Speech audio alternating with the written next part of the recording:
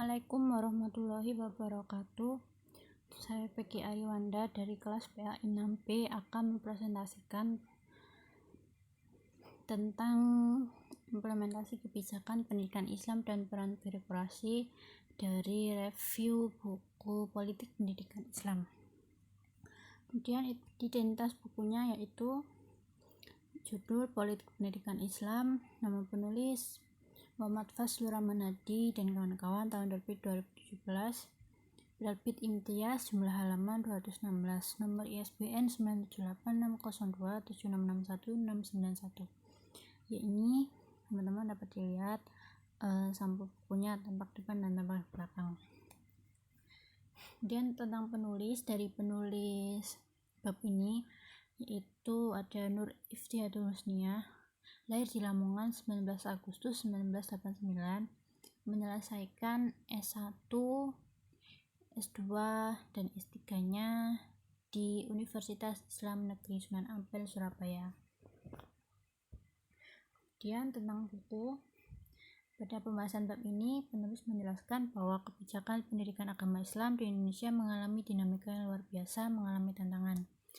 Dapat dilihat dari sejarah Indonesia, mulai dari masa penjajahan, pasca kemerdekaan yang terdiri dari masa pemerintahan Orde Lama, Orde Baru, dan pemerintahan Orde Reformasi. Kemudian dalam bab ini akan dijelaskan mengenai implementasi dari kebijakan pendidikan Islam dari mulai SKP 3 Menteri, Undang-Undang Nomor 20 Tahun 2003 sampai dengan Peraturan Presiden RI Nomor 55 Tahun 2007 tentang pendidikan agama dan pendidikan keagamaan. Nah, isi buku ini yang pertama, latar belakang lahirnya SKP 3 Menteri dan implementasi kebijakan pendidikan Islam. Di awal mulanya pada tahun 1966, Undang-Undang Pendidikan Nasional yang lebih sempurna memang belum bisa dirumuskan, tapi kebijakan yang dikembangkannya dalam pendidikan cenderung lebih mendasar dan menyeluruh. Ketetapan MPRS nomor 27 tahun 1966 tentang agama, pendidikan, dan kebudayaan dengan jelas memperlihatkan kecenderungan itu dengan menunjukkan secara kuat peran agama.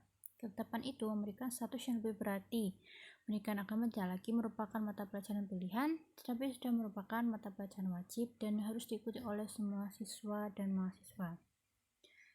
Pada tanggal 18 April tahun 1972, pemerintah mengeluarkan kebijakan berupa keputusan Presiden nomor 34 tahun 1972 tentang tanggung jawab fungsional pendidikan dan latihan. Isi keputusan ini menyangkut 3 poin. Yang pertama, Menteri Pendidikan dan Kebudayaan bertugas dan bertanggung jawab atas pembinaan pendidikan umum dan kejuruan. Poin kedua, Menteri Tenaga Kerja bertugas dan bertanggung jawab atas pembinaan latihan, keahlian dan kejuruan tenaga kerja bukan pegawai negeri. Poin ketiga, Ketua Lembaga Administrasi Negara bertugas dan bertanggung jawab atas pembinaan pendidikan dan latihan khusus untuk pegawai negeri. Bagi Departemen Agama yang mengelola pendidikan Islam, termasuk madrasah, keputusan ini menimbulkan masalah. Dalam MPRS nomor 27 tahun 1966 menyatakan bahwa agama merupakan salah satu unsur mutlak dalam pencapaian tujuan nasional. Selain itu, dalam MPRS nomor 2 tahun 1960 ditegaskan bahwa madrasah adalah lembaga otonom di bawah pengawasan Menteri Agama, menyelenggarakan pendidikan madrasah bersifat keagamaan umum dan bersifat kejuruan. Dengan Kepres nomor 34 tahun 1972, penyelenggaraan pendidikan umum dan kejuruan menjadi sepenuhnya berada di bawah tanggung jawab Departemen Pendidikan dan Kebudayaan. Secara implisit, ketentuan ini mengharuskan diserahkannya penyelenggaraan pendidikan madrasah yang sudah menggunakan kurikulum nasional kepada Kementerian Pendidikan dan Kebudayaan. Hal ini tentu saja mendapat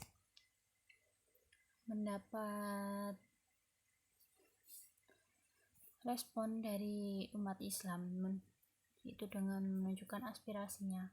Reaksi umat Islam ditujukan oleh Musyawarah Kerja Majelis Pertimbangan Pendidikan dan Pengajaran Agama atau MP3A, menegaskan bahwa yang paling tepat bertanggung jawab adalah Departemen Agama, sebab Menteri Agama lah yang lebih tahu seluk-beluk pendidikan agama Islam.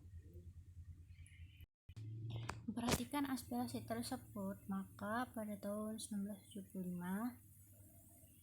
dikeluarkan surat keputusan bersama 3 menteri.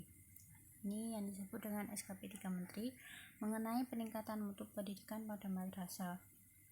Dalam surat keputusan bersama itu, masing-masing Kementerian Agama, Kementerian Pendidikan dan Kebudayaan, dan Kementerian Dalam Negeri memikul tanggung jawab dalam pembinaan dan pengembangan madrasah. Dengan keluarnya petunjuk pelaksanaan tersebut, ketegangan antara pendidikan agama dengan pendidikan nasional dapat diatasi. Berdasarkan SKP 3 Menteri tahun 1975, Bab 1 Pasal 1 menyebutkan yang dimaksud dengan madrasah dalam keputusan bersama ini adalah lembaga pendidikan yang menjadikan mata pelajaran agama Islam sebagai dasar yang diberikan sekurang-kurangnya 30% di samping mata pelajaran umum. SKP 3 Menteri tersebut menjadi pergeseran istilah madrasah menjadi sekolah umum berdiri khas Islam. Lembaga jenis ini bukanlah lembaga pendidikan keagamaan Islam lagi, karena pendidikan keagamaan Islam adalah pendidikan yang memberikan pengajaran agama Islam lebih banyak daripada umum. Maka madrasah yang murni memberikan pengajaran Islam disebut madrasah diniyah. Tapi pada saat itu statusnya hanya sebagai pendidikan normal atau pelengkap saja. Implementasi dari kebijakan pendidikan Islam dalam Undang-Undang Nomor 20 Tahun 2003. Undang-undang ini adalah pengakuan madrasah dan pondok pesantren sebagaimana tertulis dalam pasal 30 ayat 4. Pendidikan keagamaan berbentuk pendidikan diniyah, pesantren, pasraman, dan bentuk lain yang sejenis. Mengenai pendidikan keagamaan, dalam ketentuan perundangan Sisdiknas dinyatakan berfungsi untuk mempersiapkan peserta didik menjadi anggota masyarakat yang memahami dan mengamalkan nilai-nilai ajaran agamanya dan atau menjadi ahli ilmu agama. Implementasi dari undang-undang ini yaitu pondok pesantren dan madrasah diniyah. Implementasi kebijakan pendidikan Islam dalam Peraturan Presiden RI Nomor 55 Tahun 2007. Undang-undang ini tentang pendidikan Islam termaktub dalam pasal 14 ayat 1 disebutkan pendidikan keagamaan Islam berbentuk pendidikan diniyah dan pesantren. Artinya pendidikan keagamaan Islam di Indonesia ada 2 bentuk, yaitu pendidikan diniyah dan pesantren. Pada pasal 14 yang terdiri dari 3 ayat disebutkan pertama, pendidikan keagamaan Islam berbentuk pendidikan diniyah dan pesantren. Kedua, pendidikan diniyah sebagaimana dimaksud pada ayat 1 diselenggarakan pada jalur formal, non-formal, dan informal.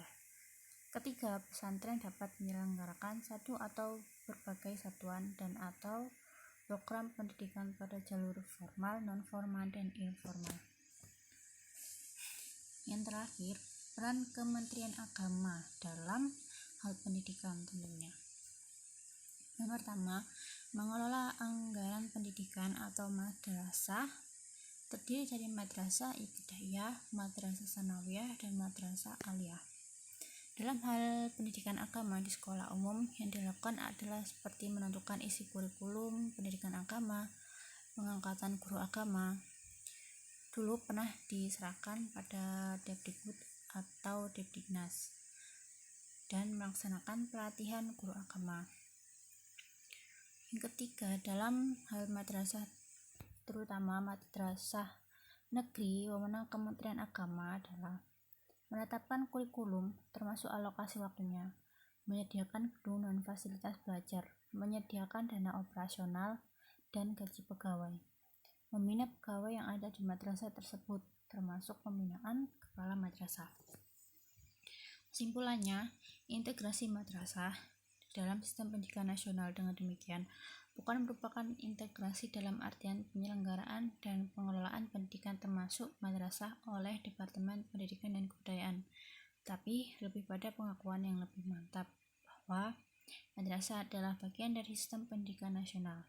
Dengan tetap mengacu pada dasar, tujuan dan kurikulum sebagaimana diatur dalam undang-undang secara nasional, Departemen Agama memiliki kewenangan untuk mempola, model, dan proses pendidikan pada semua jenis dan satuan pendidikan keagamaan, termasuk madrasah secara kreatif.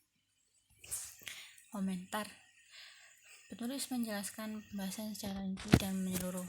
Teknik dan bahasa yang digunakan dalam penulisan cukup baik dan mudah untuk dipahami. Ada beberapa penjelasan yang memang agak sulit dipahami, tetapi pada kalimat lain menjelaskan maksud dari penjelasan sebelumnya, sehingga hal ini memudahkan kita sebagai pembaca menangkap maksud dari tulisan tersebut. Terima kasih. Wassalamualaikum warahmatullahi wabarakatuh.